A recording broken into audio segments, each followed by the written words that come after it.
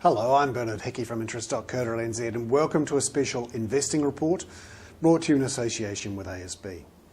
Today I want to have a look at all that money that's tied up in government superannuation funds. The Cullen Fund, the Government Superannuation Fund itself, which is for civil servants, and the ACC. It's more than $20 billion worth.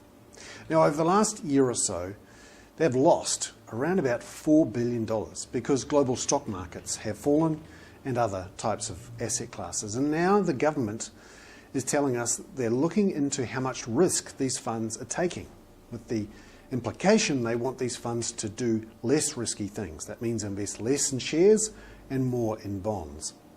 It's worth asking the question, is this the right thing to do? Well, the traditional advice is that in the long run, you're better off putting your money into the share market, and that will outperform property and bonds and money in the bank.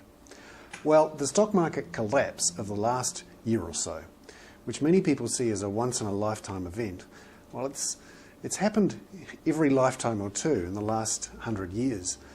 And in the long term, and most people would say 15 or 20 years is the long term, it really makes a difference whether or not you're in the right place in the cycle.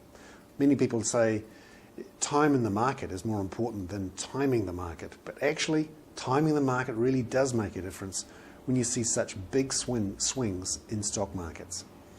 And New Zealanders have effectively voted with their feet on this for themselves. Most New Zealanders now are invested in rental property, in their own homes, or in bonds or bank accounts. And the surveys we see show that those investments, rather than investing in stocks, are much more popular.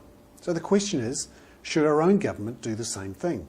Should it use that $20 billion tied up in government funds, which is mostly invested in stocks, both overseas and here, and use that to build rental properties?